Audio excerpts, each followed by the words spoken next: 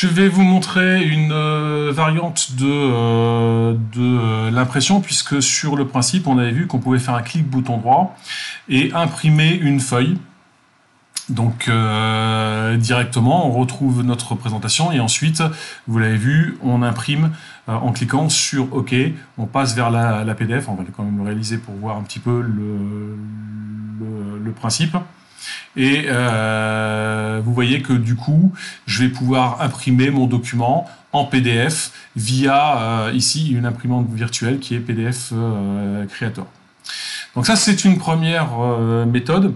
Mais j'ai une autre méthode qu'on retrouve partiellement ici dans Sortie, c'est le fait de pouvoir exporter directement. Mais la variante que je vais vous montrer est plus intéressante encore parce que elle me permet de faire directement des carnets d'impression. Donc là, en l'occurrence ici, je vais venir sur la petite flèche qui est ici. Là, il faut qu'il y ait quand même pas mal d'éléments pour le faire. Je vais faire une sélection de plusieurs documents en même temps, donc que des A3 pour le coup. Je vais pouvoir éventuellement rajouter mon plan de masse avec dans la liste et je fais un petit clic bouton droit maintenant et je demande cette fois-ci, alors vous voyez que je ne peux pas imprimer parce que ça, je ne peux imprimer en feuille à feuille que qu'un seul à la fois. Par contre ici je vais prendre publier les présentations de sélection et je vais retrouver tous les plans que j'ai demandé à publier, donc à imprimer derrière.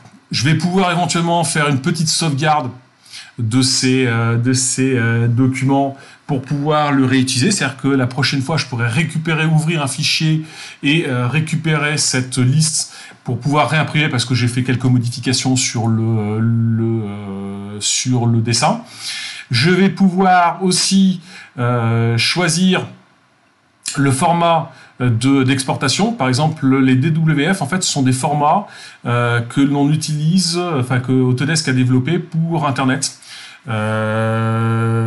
C'est un peu le PDL, le format vectoriel, de dessin vectoriel, on va dire, pour des plans à visualiser sur Internet. C'est pas mal, ça permet c'est relativement léger, on peut visualiser par exemple les plans ou des objets en 3D directement grâce à ça. Et si vous prenez l'option PDF, vous avez la possibilité d'utiliser différentes catégories.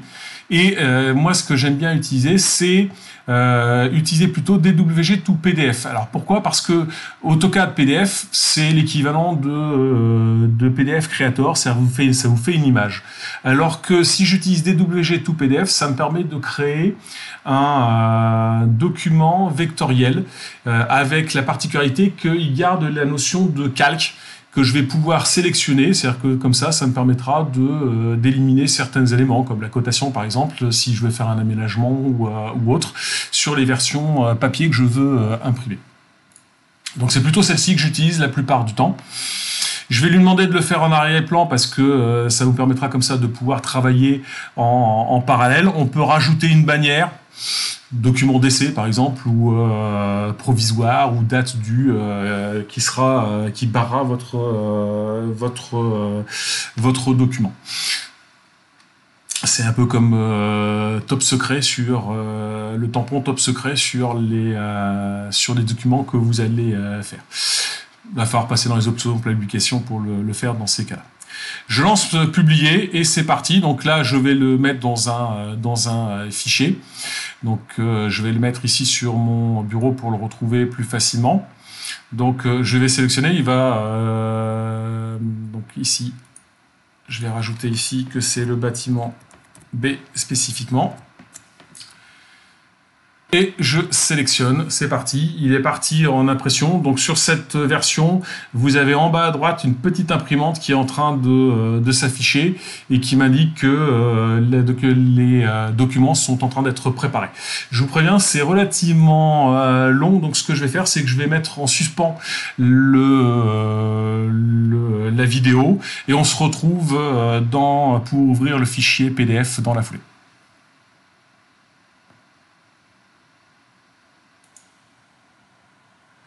Après quelques minutes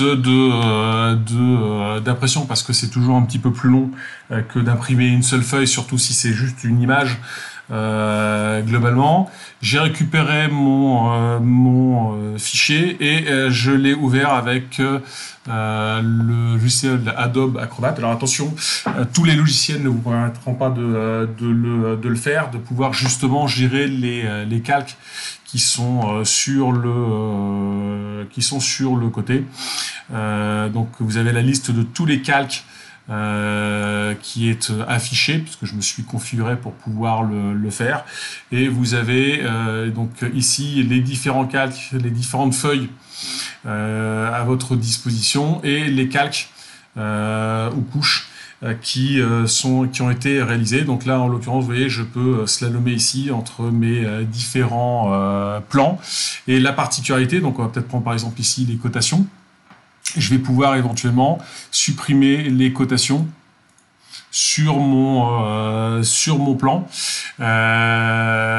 pour pouvoir nettoyer un petit peu le dessin.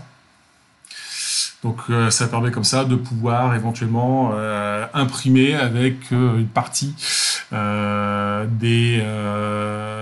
une version allégée du document que vous avez envoyé. Ça, c'est plutôt sympa pour ce qui est de l'utilisation. Voilà ce qui clôt du coup cette vidéo sur la commande publier.